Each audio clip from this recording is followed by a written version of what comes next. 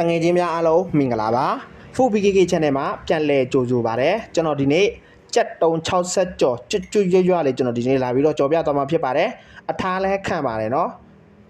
လိုက်ပြီးတော့တငယ်ချင်းတို့ဒီရက်နီလန်လေးတိုင်းပဲကြော်စားကြည့်ကြပါဦးเนาะဒီမှာကျွန်တော်စီထည့်ပါမယ်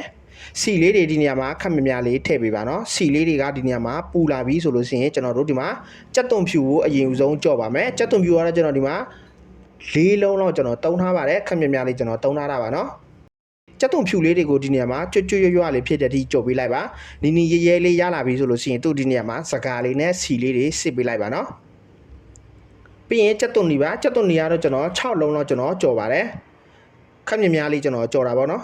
ကြက်တုံနီလေးတွေကိုလည်းဒီနေရာမှာနီရဲသွားတဲ့အထိဒီနေရာမှာခက်ကျွတ်လေးအနေထားတဲ့အထိရောက်ပြီဆိုလို့ရှိရင်ဒီနေရာမှာသူ့ကိုစကားလေးနဲ့စီလေးတွေစစ်တာပေးလိုက်ပါကြက်သားပါเนาะကြက်သားလေးတွေကြတော့ကျွန်တော်ဒီမှာအတုံးခက်ကြီးလေးကျွန်တော်ဒီမှာတုံးထားပါမယ်သူ့ဒီထဲမှာကျွန်တော်အချိုမုတ်လေးနဲ့ငယ်ထည့်မယ်စားလေးဒီနေရာမှာအနေငယ်ထည့်ပါမယ်ပြီးလို့ရှိရင်ဆနွဲပါเนาะဆနွဲလည်းထည့်ပြီးပဲငန်းပြာကြီးအကျဲဒီမှာထည့်ပါမယ်ထည့်ပြီးဆိုလို့ရှိရင်ကျွန်တော်ဒီမှာပဲကြီးအပြစ်ပါเนาะအမဲပါသူ့ကိုအယောင်အနေနဲ့ကျွန်တော်တုံးပါเนาะအားလုံးဒီမှာထည့်ပြီးသွားပြီဆိုလို့ရှိရင်သူ့ဒီနေရာမှာတမသွားအောင်ရောပြီးတော့ခဏနာလေးပေါ့เนาะနေပေးလိုက်ပါပြီးရင်တော့ကျွန်တော်တို့ဒီမှာအရင်ဆုံးသူ့ကိုပြုတ်ပါမယ်ပြုတ်တဲ့နေရာမှာဒီနေရာမှာရေလေးအနေငယ်ပဲဒီနေရာမှာထည့်ပေးပါเนาะရေများသွားတယ်ဆိုလို့ရှိရင်မကောင်းပါဘူးเนาะဒီနေရာမှာ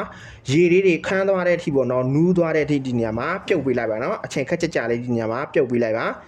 ပြုတ်လာပြီးဆိုလို့ရှိရင်ကျွန်တော်ဒီမှာရှော့ဘလူးရွက်ကိုစီတက်ပါမယ်ပြီးရင်